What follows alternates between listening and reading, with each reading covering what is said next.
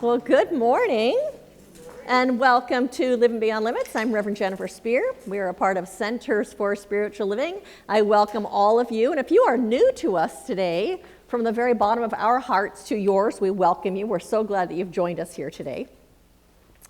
And so we're going to begin our service today actually by reading our mission statement that's on the front of your bulletin. So I invite you to join me in that.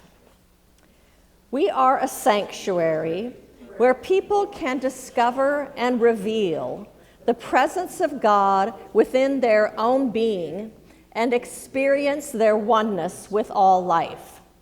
Through the realization of this inner presence of love and peace, we give way to the evolutionary impulse of the divine and become a beneficial presence in the world. So that's exactly what we are doing here at Living Beyond Limits, is we are waking up really to our own divine nature, to the fact that that one infinite presence that expresses itself in and through everything also expresses itself in and through and as each and every single one of us.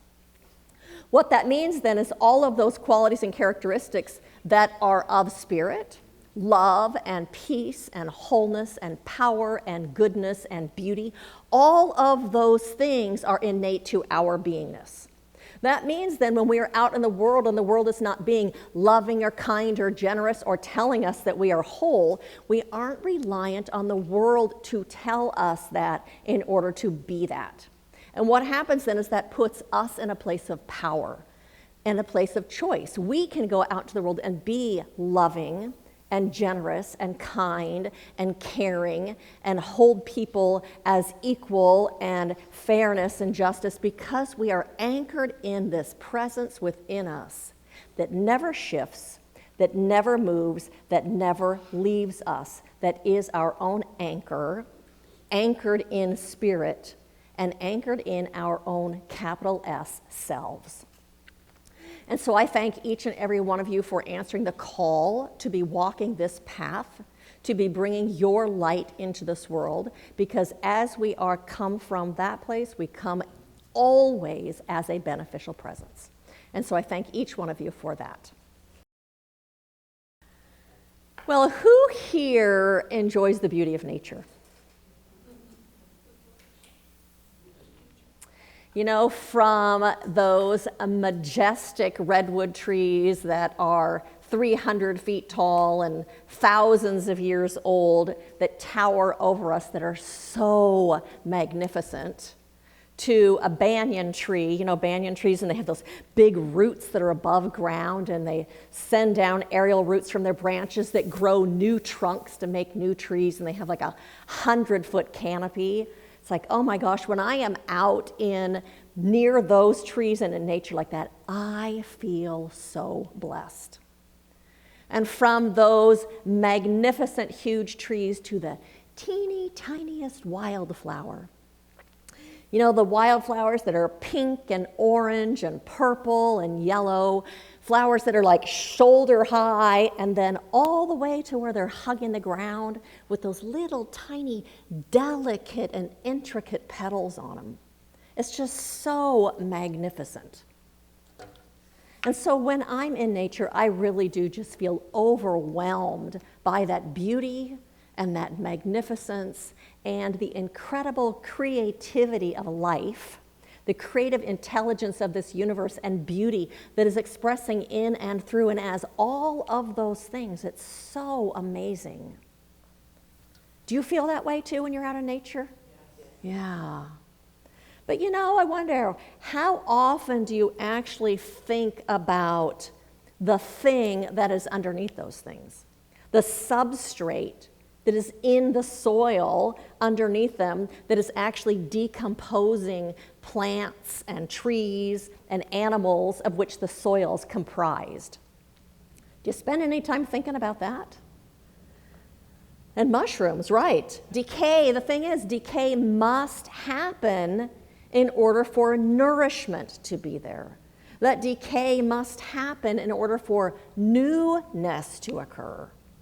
And so, right, that soil is actually teeming with life, with roots and mycelium and decaying matter, all working together in symphony so that the trees and the plants and the animals and us, we can actually survive and thrive. Because without that composition of the soil, we wouldn't even be here. And so life is like that too. Life is just, the truth of life is just like that, that every single thing that has happened in our lives up until now, the good, the bad, the ugly, has actually become the substrate that is beneath our lives. All of those things have contributed to our growth and to our thriving and to who we are today. Things that we've experienced as joyful and painful, things that we have experienced as exciting and boring, the things that we call our successes, as well as the things that we call our failures. All of those things have been woven into the fabric of who we have become. And so not only have they become the fabric of who we are, but they have also act as the nourishment for us to grow and to become our best selves. All of them.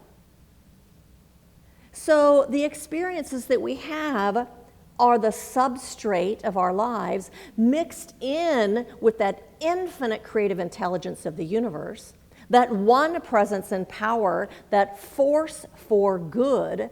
Those things mixed together are responsible for us becoming our best selves. The conflict is that sometimes we don't see all of our experiences that way.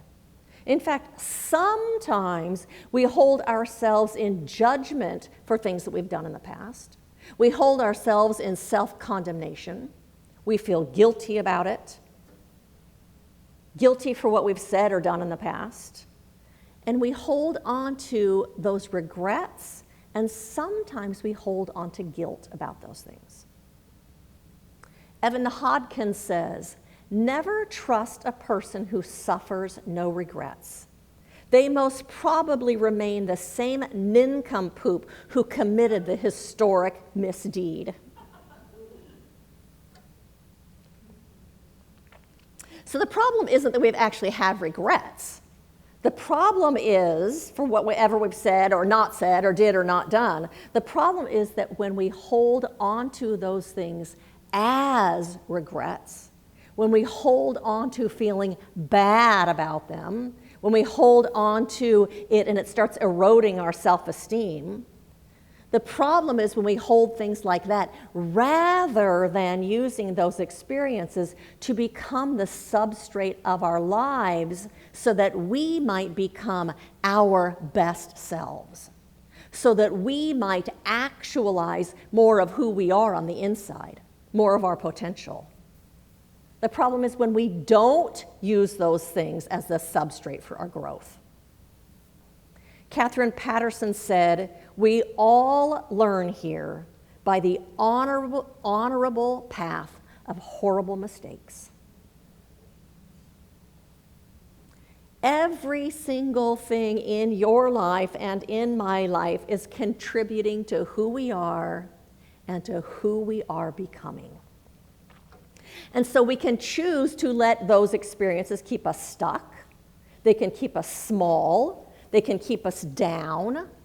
Or we can choose to use those experiences to become more loving, to become more honorable, to become more caring, to become more perhaps outspoken, or to own your power in a new way.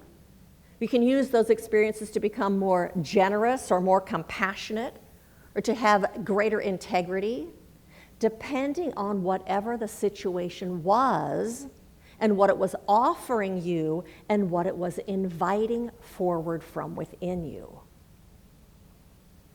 So there's a story that says, he was just a little boy on a week's first day. He was wandering home from Sunday school and dawdling on the way. He scuffed his shoes in the grass. He found a caterpillar. He found a fluffy milkweed pod and blew out all the filler. A bird's nest in a tree overhead, so wisely placed so high, was just another wonder that caught his eye. A neighbor watched him zigzag the course and hailed him from the lawn and asked him where he'd been that day and what was going on. "I've been to Bible school," he said, and turned a piece of sod over. He picked up a wiggly worm, replying, "And I've learned a lot about God." Very fine," said the neighbor, "for a boy to spend his time that way. If you tell me where God is, I'll give you a brand new dime." Quick as a flash, the answer came, nor were his accents faint. "I'll give you $1, mister, if you can tell me where God ain't."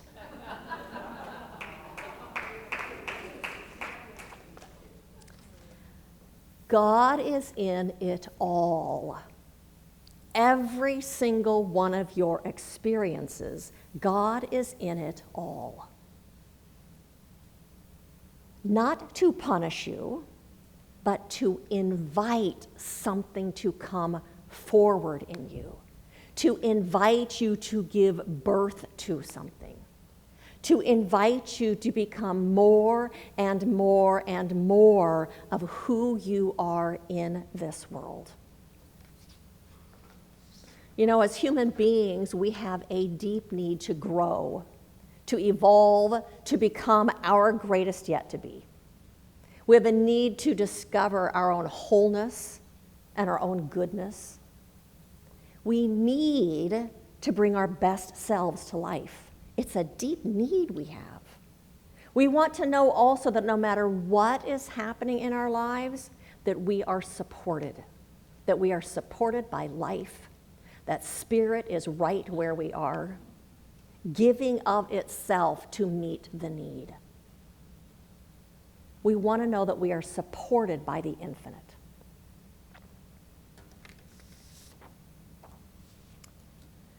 David Rico says, Aristotle used the word entelechy to refer to an inner life force in every being to grow up into what it really is.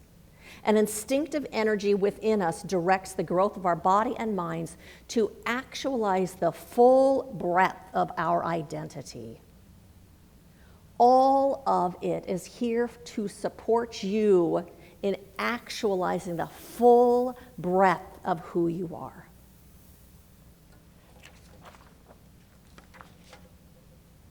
The problem is, like I said, when we hold on to those self-judgments, when we hold on to the regrets and hold on to the guilt, it's what happens is those feelings, even in the very beginning, they're like cement, wet cement, and they're really hard to trudge through when you're feeling guilty or shameful or like you've really messed up. And then as we continue to hold those ideas, they become solidified like cement. And then we're stuck. And then we don't grow.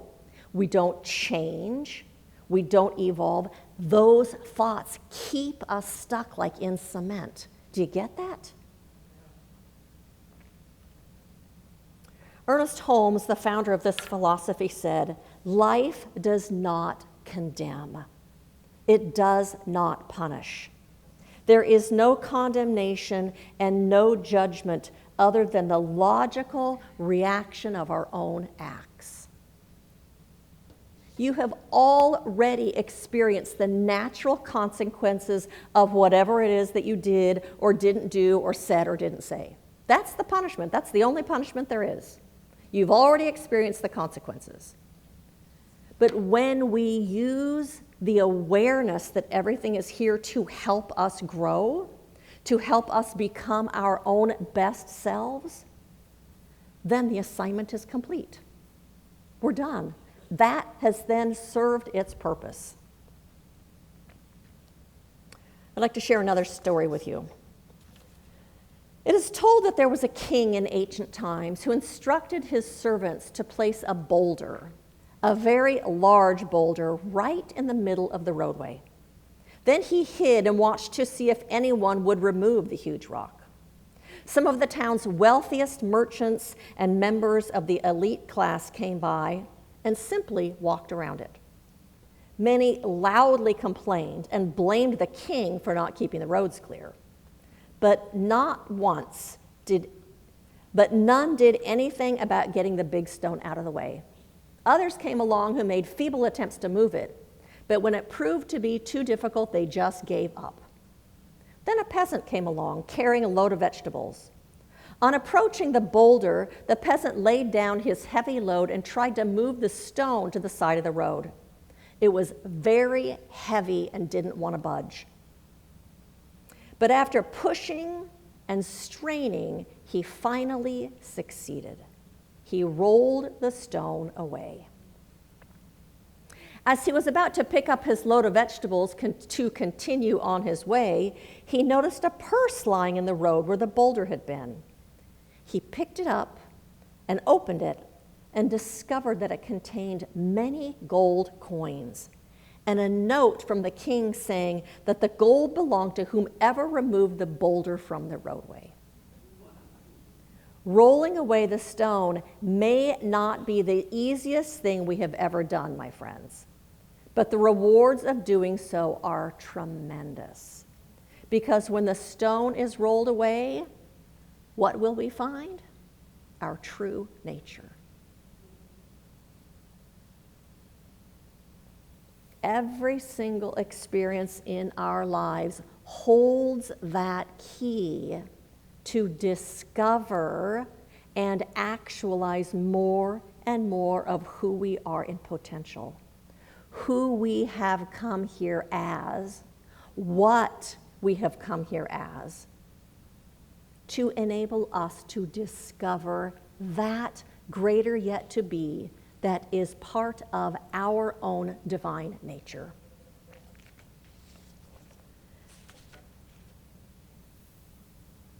And so when we recognize that all of those things provide the ingredients for our own growth, just like the organic matter decaying in that soil, then we can see it all as sacred.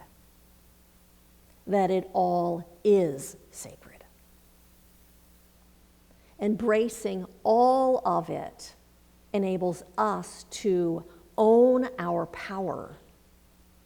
It enables us to turn the gifts that we have received from those into gifts in our life and gifts in the world. And so I would like right now to invite you to join me in a meditation.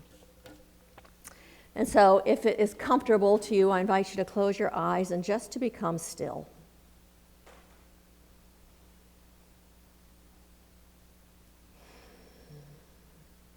And become aware of the place within you where there is perfect stillness,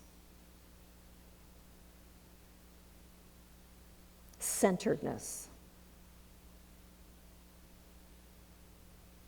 The place within you where there is no attachment to the outside world. Only the atmosphere of being.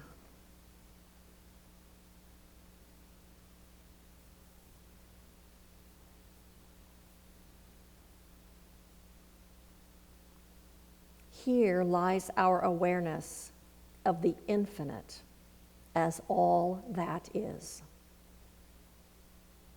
As the world, as life, as ourselves.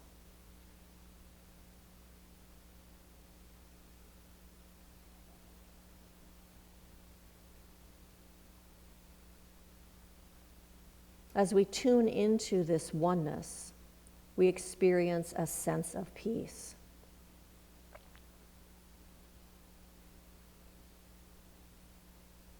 The realization of love. A deep and profound knowingness that all is well with our soul.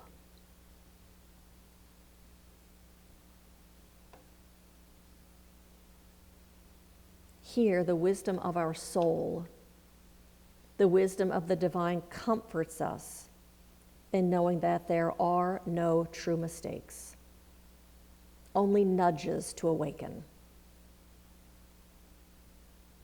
That no matter what we have done, we are loved and cherished by life itself.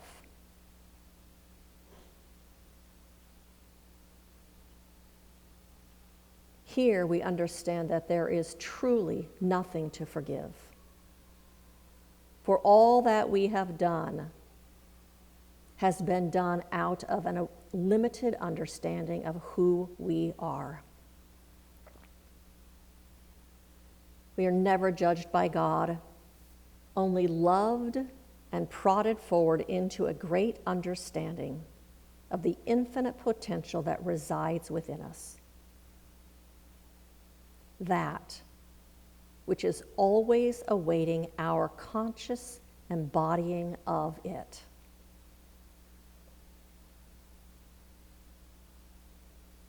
There is wisdom to be gained from every seeming mistake in our lives.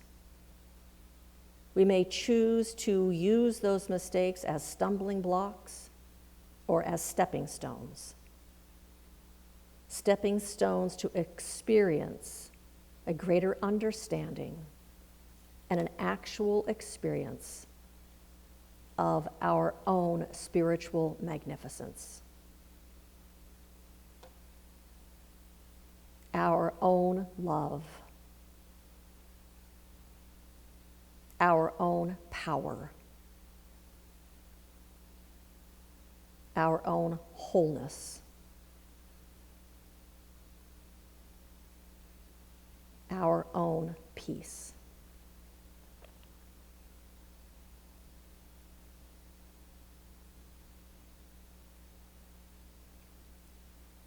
We are of spirit, the one living God, with all of its divine attributes, here, clothed in human form. Never limited by the past, but always invited and nudged forward to know ourselves as Spirit knows us.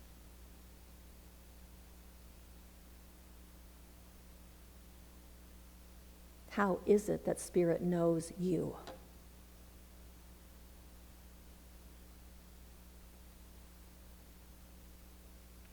How does Spirit know you?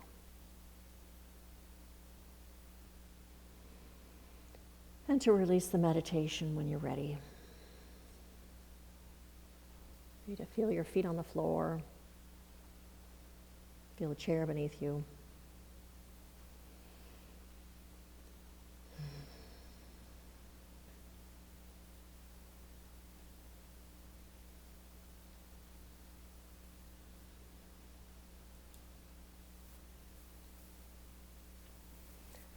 So my invitation to you this week is to see that every experience that you have had and every experience that you will have is sacred.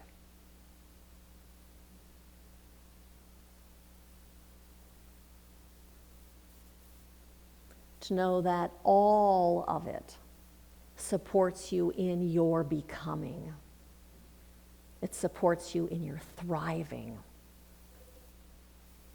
It supports you in bringing your own spiritual splendor to your life and to this world. And so acknowledge the breadth and the depth that your experiences have already created in you. Acknowledge the wisdom that you've gained, the growth that has occurred,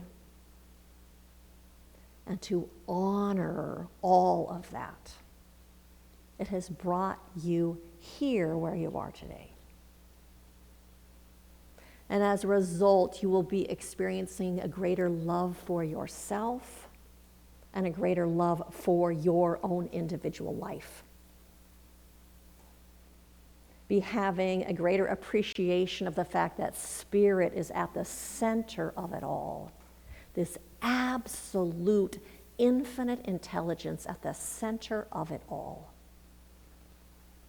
And you'll be able to see the good that resulted from those experiences.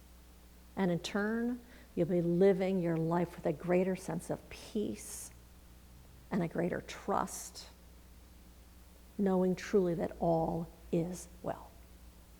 And so blessings to each and every single one of you on this path of remembering who you are, this path of unfolding your greatest self and your greatest life, this path of remembering and bringing yourself to this world. Blessings to all of you.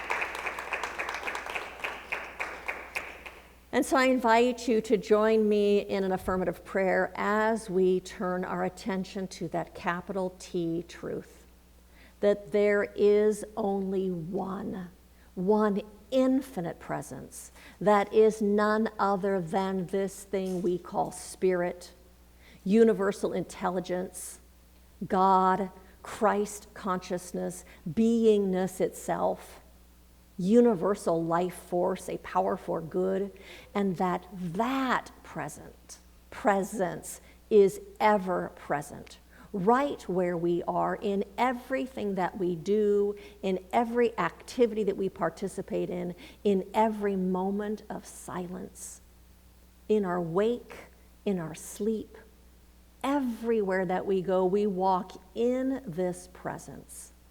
And we walk with this presence. And that presence fills us, and it fills our lives, and it fills our homes. It fills our places of work. It fills this country. Every single person fills this world, every moment, every place. Spirit in its fullness is present right there. And so I recognize that we here in this room, that we are each out picturings of that presence.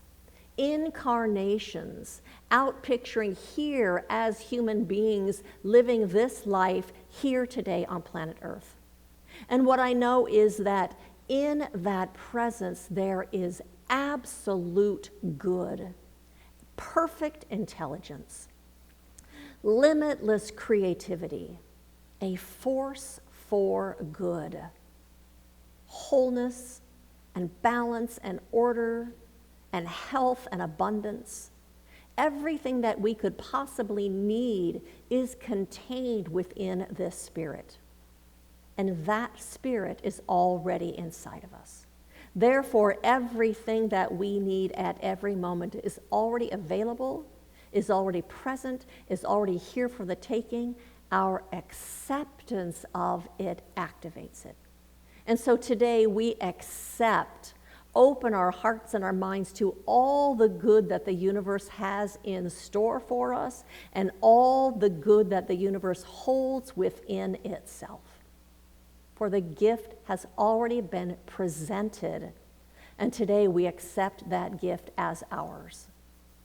And so I recognize then that means that there is peace in our homes, that there is wholeness and health in our bodies, that we are guided and led on this path by that absolute intelligence, and that good overflows as an abundance of everything that we name good in our lives.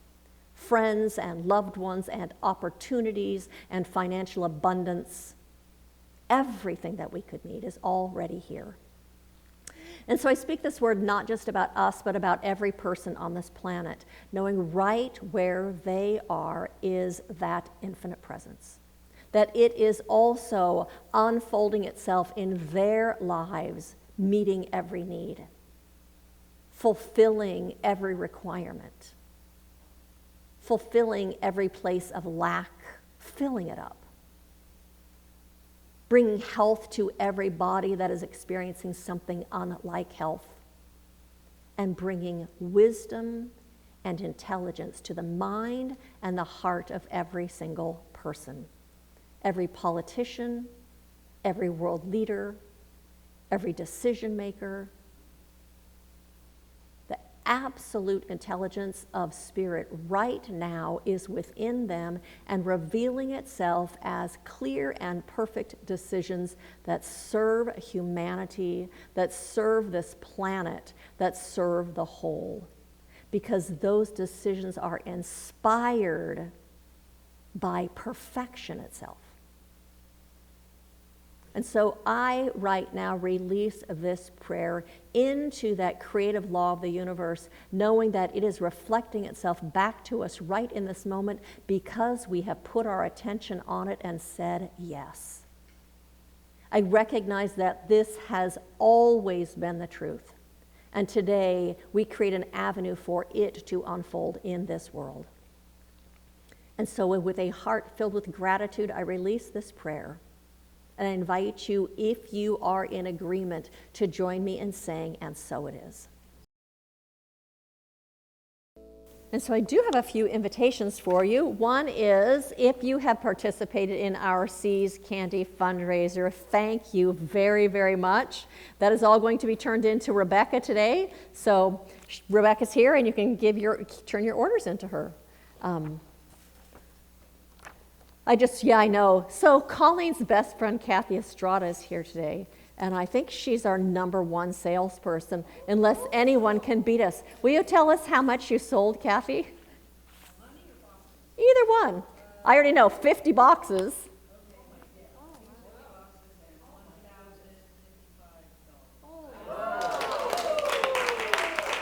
And your minister sold 40 boxes at $1,100 and something dollars, or $1,000, I know. Yay! It's awesome.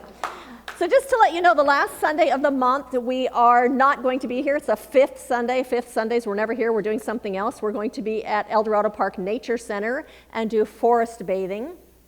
So you're going to get to spend some time in silence, in nature, being fed, have some poetry and prayers and things, but really it's about self-nurturance and being outside in nature and having your feet on the ground, and it's lovely. So 10 o'clock, the last Sunday of the month at El Dorado Nature Center. We are adopting a family for Christmas that we always do. It is a mother and 2 children from the Long Beach Women's Shelter. Is there something you want to say? Well, on the back table, I have the sign-up sheets and the little Christmas tags, and you need to read the paper because they have new rules this year for us, but I'll be back there and I'll explain them to you. And so then we return those here December 7th. So talk to Barbara, she'll be back there to let you know our talks are available on our website, and they are on our website and on our Facebook, Facebook, they get posted on Facebook and on our YouTube channel. I would love for all of you to go to our Facebook page and to like some of the things that got posted. Jonathan had some software issues this week, so the talk from last week didn't get posted until late, but I'm the only one that has liked it so far. And the more that people like, the more that stuff spreads. We're boosting our posts and trying to build an audience. So I invite you to go to Facebook and to like the things that we're doing there. Share them with your friends to help us grow on social media. And we have prayer support after service. If you would like a practitioner to pray with you, will you raise your hand? Practitioners are happy to sit down and do a prayer for you. We have a ministry of prayer box. You can fill out a prayer request, and we will support you for the week. If you have a prayer request, it's back there. And we have prayer shawls. If you would like to take a prayer shawl, the practitioners will pray over it. You can take it with you, wrap yourself in that energy of prayer, or gift it to somebody else. And so I invite you to repeat after me. Good fills my life now. Good fills my life now. I recognize it. I savor it. I love it. And I live it. And so it is.